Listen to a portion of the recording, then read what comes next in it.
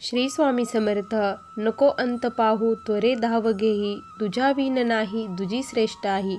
अनाथासी आधार तुझा दयाळा, समर्था तुम्हा विन प्रार्थो कुणाला.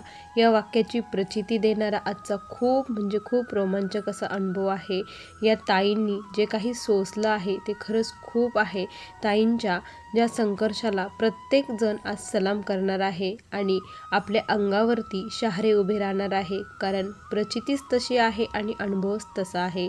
चला तर मग या सुंदर अशा अनुभवाला सुरुवात करूया. तत्पूर्वी तुम्ही जर आपल्या चॅनलवरती नवीन असाल तर सबस्क्राईब करायला विसरू नका, कारण असेच रोज स्वामी आईंचे नवीन अनुभव या चॅनलवरती येत असतात. ताई म्हणतात, सर्वप्रथम सर्वांना श्री स्वामी समर्थ. या ब्रह्मांडाचे चालक मालक पालक भगवान श्री स्वामी समर्थ महाराज यांच्या चरणी कोटी प्रणाम.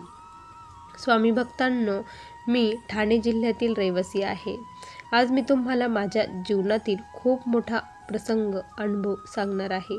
हा अनुभव मी आत्ता सांगताना माझ्या अंगावरती आत्ता देखील शहारे उभे राहत आहे. प्रत्येक क्षण आठवत आहे. स्वामींची आठवण प्रत्येक क्षणाला येत आहे. प्रत्येक पदोपदी स्वामींनी मला कशी साथ दिली मी तुम्हाला सांगते. स्वामी भक्तांनो, 2000ची गोष्ट आहे. 2000पासनं मी स्वामींच्या सेवेत आली आहे. माझ्या आयुष्यातील दुःखाचं वादळ हे खूप जोरात आलेलं होतं. त्यामुळे मला कुणाचं तरी आधाराची फार गरज होती, कारण माझे आईवडील हे दोघंही ॲक्सिडेंटमध्ये एक्सपायर झाले. आईवडील गेले, त्यानंतर माझा छोटा भाऊ होता. आता आम्ही दोघंच राहिलो होतो. कुणाचाही आधार नव्हता. या प्रसंगामध्ये मी आता काय करू मला काहीच कळत नव्हतं. मी त्यावेळेस 18 वर्षाची होते आणि मग आम्ही दोघंही माझ्या मामांकडे गेलो. मामांकडे गेल्यानंतर मला आईवडिलांची फार आठवण येत होती. माझ्या आईची आठवण क्षणोक्षणी मला येत असायची. कितीही म्हटलं तरी आता आपण दुसऱ्याच्या घरी राहतो म्हणजे वेगळंच पडतं. आईची आठवण येत होती आणि मग त्याच दरम्यान काय झालं की मी कॉलेजला जाऊ लागले होते. 11वीमध्ये माझं ॲडमिशन घेतलं होतं. मला ते विसर पडण्यासाठी मामा म्हटले, तू कॉलेजला जा म्हणून, घरी राहू नको. माझी इच्छाच नव्हती जायची, पण मामांनी घातलं आणि त्यानंतर मग मी कॉलेजला जाऊ लागले आणि मी खूप डिप्रेशनमध्ये राहायची. कुणाशी हसत नसायची, बोलत नसायची. सर्व काही जणू काय आयुष्य बदलून गेलं होतं. सर्व आयुष्याची कायापालट झाल्यासारखं वाटत होतं. जुनीचे दिवस आठवले तर खूप रडू यायचं. आईचं प्रेम, आईची माया आठवायची आणि एकटीच मी रडत बसायची. त्यावेळेस माझ्या आयुष्यामध्ये अशी एक मैत्रीण आली की तिने माझं पूर्ण आयुष्य बदलून टाकलं असं म्हणायला देखील हरकत नाही. आज मी जे काही आहे ते तिच्यामुळेच आहे असंही मी म्हणते, कारण तिने माझ्या आयुष्यात खूप सारे बदल घडवून आणले. तिने माझ्या आयुष्यात स्वामींना आणले, कारण आम्ही ज्या रस्त्याने जात होतो त्या रस्त्याने स्वामींचा मठ लागायचा. त्या मठामध्ये आम्ही रोज पाया पडण्यासाठी जात असायचो. ती म्हणायची, तू यांच्यामध्ये तुझ्या आईला बघ, तुझी आई हेच आहेत, आपले सर्वांचे आई वडील हेच आहेत, बघ तुला ते नक्की आईच्या मायेने जवळ घेतील. मग मी तेव्हापासून मला थोडी जरी भीती वाटली, काही वाटलं तर महाराजांना बोलवायची, त्यांचं नाव घ्यायची आणि खरंच स्वामी कुणाच्या ना कुणाच्या रूपामध्ये माझ्या मदतीला धावून यायचे. असं वाटायचं की माझ्यासोबत कंटिन्यू स्वामी आहेत. मग मला तिथून पुढे स्वामींचं वेड लागलं. स्वामींची सेवा सुरू झाली. सेवा म्हणजे फार काही नाही, फक्त नामस्मरण, बाकी काहीच नाही. आणि गुरुवारी आम्ही आरतीसाठी थांबत असायचो. कॉलेजला उशीर झाला तरी चालेल, पण आपण आरती करूनच जायचं, हा आमचा अट्टाहास असायचा. आणि आम्हाला खरंच स्वामी कृपेने कोणीच काही बोलत नसायचं. ही खूप मोठी स्वामींची कृपा आम्हाला वाटायची. त्यानंतर माझं ग्रॅज्युएशनही झालं. ग्रॅज्युएशन झालं आणि मग मी एका याच्यामध्ये बँकेमध्ये जॉब करू लागले. मला त्यावेळेस 5 ते 6 हजार रुपये पेमेंट होतं. आता हे पेमेंट मला जपून वापरायचं होतं. त्यामुळे जवळपास 6 ते 7 किलोमीटर अंतर मी रोज पायी चालत होती.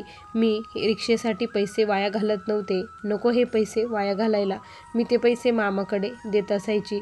मामा मला रोज म्हणायचे की तू ऑटोने जा, रिक्षाने जा.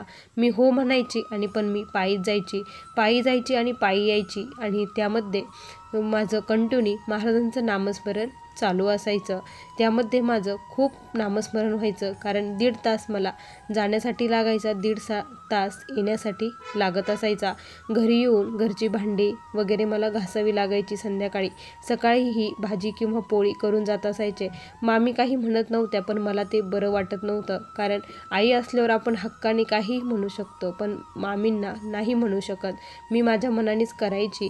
त्यानंतर मग असं मामांनी मला स्थळ बघायला सुरुवात केली. स्वामींना एकच मागणं होतं की मला असा नवरा द्या की जो मला आईवडिलांचं प्रेम देईल, मला आईची उणीव भासू देणार नाही. भले त्याच्याकडे संपत्ती कमी असावी, पण तो खूप मनाने श्रीमंत असावा, असा नवरा मला द्या, असं मी स्वामींना मागणं मागत होती. आणि स्वामींनी ही इच्छा माझी पूर्ण केली. माझे मिस्टर हे खूप छान एका कंपनीमध्ये ते कामाला होते. घरची परिस्थिती जेमतेम होती, त्यामुळे मला ही ते म्हटले तू ही जॉब कर. आणि सासू सासरेही चांगले होते, सर्व काही व्यवस्थित होतं.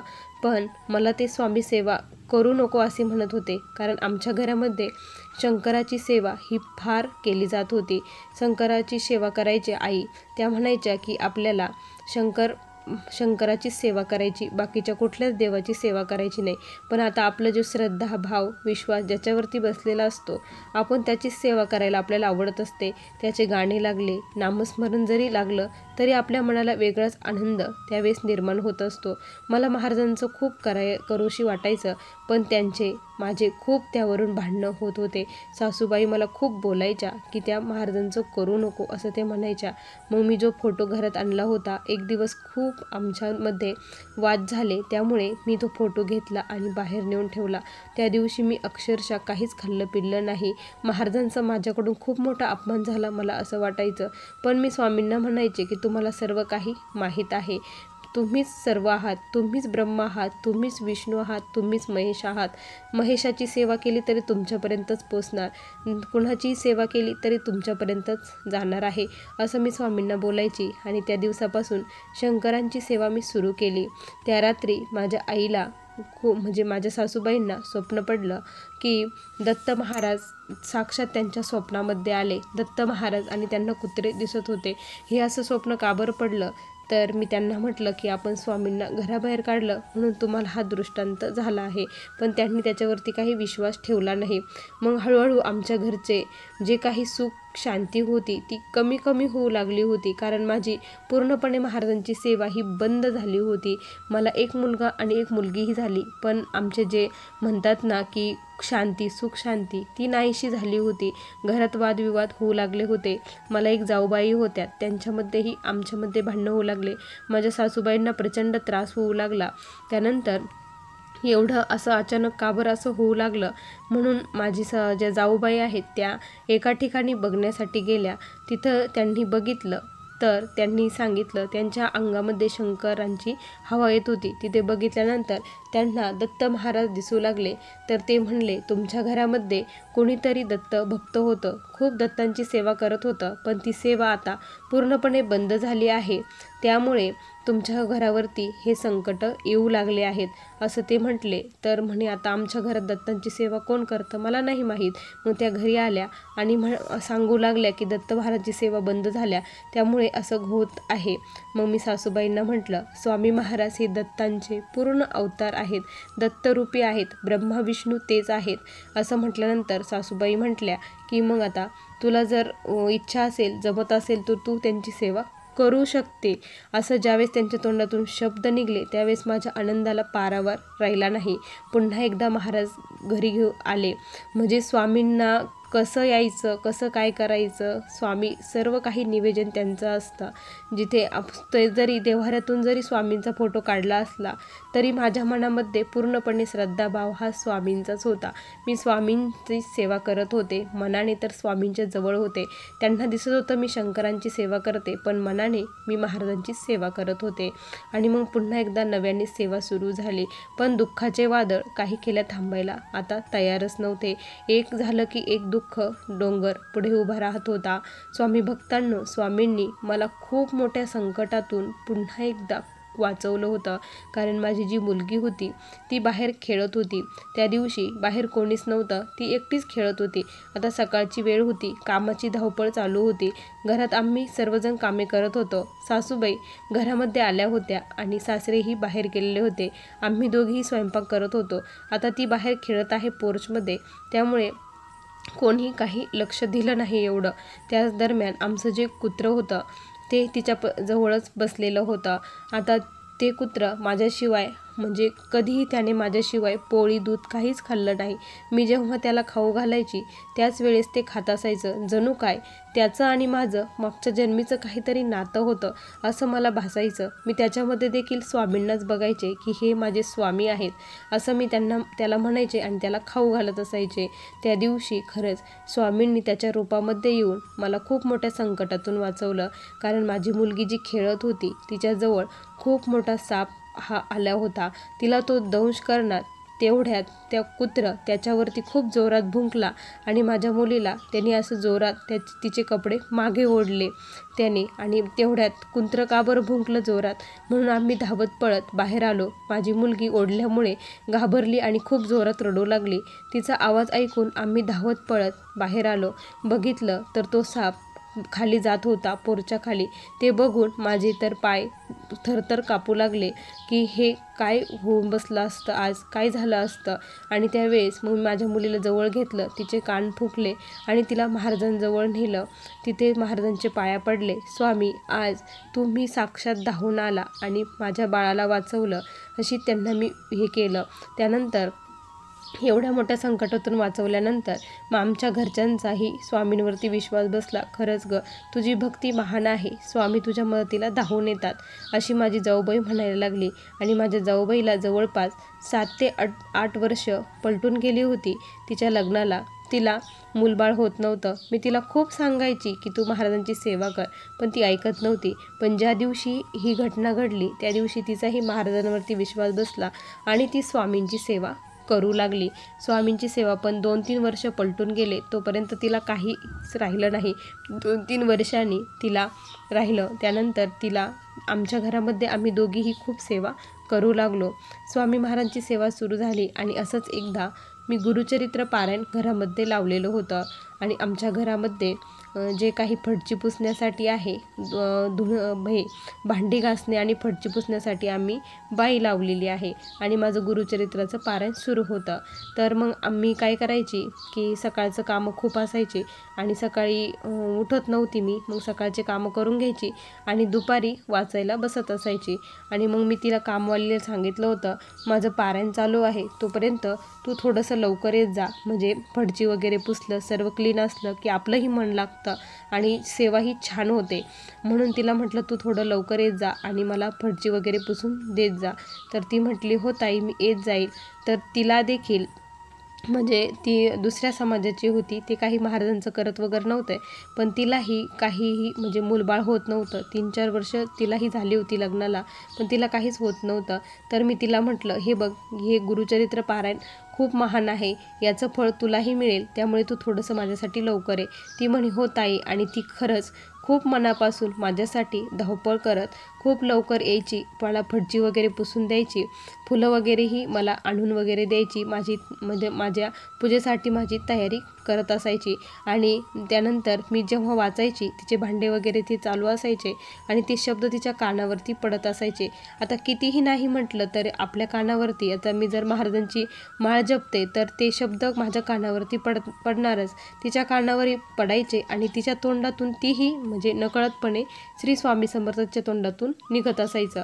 7 दिवस झाले. त्यानंतर 7व्या दिवशी मी खूप मोठं उद्यापन केलं. त्यावेळेस त्या उद्यापनाचा प्रसाद तिने घेतला, आरतीही केली. आणि स्वामी भक्तांनो, तिने बाकीचं काहीच केलं नव्हतं, तुम्हाला खोटं नाही सांगत. या सेवेचं फळ स्वामींनी तिला लगेच पुढच्या महिन्यामध्ये दिलं आणि तिला प्रेग्नेन्सी राहिली. ती खूप रडून मला सांगत होती, ताई, प्रत्येक महिन्यात मला खूप आशा वाटायची, पण प्रत्येक महिन्यामध्ये माझी निराशा होत असायची. पण खरंच तुमचे स्वामी महान आहेत, तुमच्या स्वामींमुळे मला आज आई बनण्याचं सुख प्राप्त झालं. असं जेव्हा ती म्हटली त्यावेळेस मला म्हणजे माझं हृदय खूप भरून आलं की खरंच स्वामींची अगाध लीला आहे. कुणाला कसं फळ देतील, काय करतील, काही एकच सांगता येत नाही.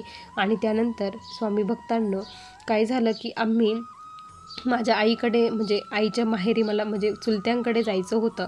त्यावेळेस आम्ही आता माझ्या मिस्टरांना काम असल्यामुळे ते म्हटले मी नाही येत, तू जा म्हटले, असं म्हटले. आणि मग मी एकटी, माझी मुलगी आणि आम्ही दोघीजणी ट्रेनमध्ये जाण्यासाठी निघालो. आम्ही स्टेशनवरती गेलो आणि ट्रेन येण्यासाठी खूप वेळ होता म्हणून आम्ही स्टेशनवरती तिथे बसून राहिलो. तर माझी मुलगी ही म्हणजे आपले जे कुरकुरे वगैरे असते ते घेण्यासाठी खूप म्हणजे त्रास देत होती की मला ते घे, म्हणून मी ते घेण्यासाठी तिथे गेले. ते कुरकुरे वगैरे घेतले. मग त्यांनी मला सुट्टे पैसे दिले. सुट्टे पैसे मागे दिल्यानंतर ते लगेच माझ्या पाठीमागं एक असे खूप मळकट कपडे घातलेले, खूप म्हणजे खूप असे गरीब, दाढी वाढलेली आणि खूप असं त्यांच्याकडे बघून असं वाटत होतं की त्यांना खूप भूक लागलेली आहे. तर त्यांनी माझ्यापुढे हात केला आणि मला म्हटले की मला काहीतरी खाण्यासाठी दे. आता माझ्या हातामध्ये ते जे पुडे होते ते पुडेच होते, कारण मी भाजीपोळी वगैरे घरून काही एक आणलेलं नव्हतं. तर मग मी ते पुडे त्यांना दिले आणि तिथे जी कॅन्टीन होती म्हटलं बाबा तुम्हाला जे काही खायचं ते पोटभर इथे बसून तुम्ही खा, जे काही पैसे होतील ते मी देऊन टाकेल. मग त्यांना एक वडापाव वगैरे ते सर्व काही दिलं आणि त्यानंतर मग मी ते पैसेही देऊन टाकले. आणि त्यानंतर ते बाबा मला काय म्हटले, ताई तू आज तुझं सर्व दुःख मला दिलं आहे, तुझं दुःख मला दिलं आहे, तुझ्या आयुष्यात आता कुठलंही दुःख येणार नाही असं म्हटले. सुखी राहा असं त्यांनी आशीर्वाद दिला. त्यावेळेस खूप असं मनाला हे वाटलं की हे बाबांच्या रूपामध्ये जणू काय महाराजांनीच माझे दुःख दूर केले, महाराजांनीच माझे सर्व काही दुःख त्यांच्या झोळीमध्ये घेतले. आणि खरंच स्वामी भक्तांनो ती वेळ होती 12 ते 12:30ची. 12 ते 12:30 या दरम्यान जर आपला एखादा भिक्षुक आपल्याकडे आला असेल, आपल्याला काही मागत असेल, तर ते प्रत्यक्षात दत्त महाराज असतात. कारण दत्त महाराज त्यांच्या झोळीमध्ये आपले सर्व दुःख घेत असतात आणि आपल्याला सुख देत असतात. कारण त्यांची 12 ते 12:30 ही वेळ भिक्षेची असते.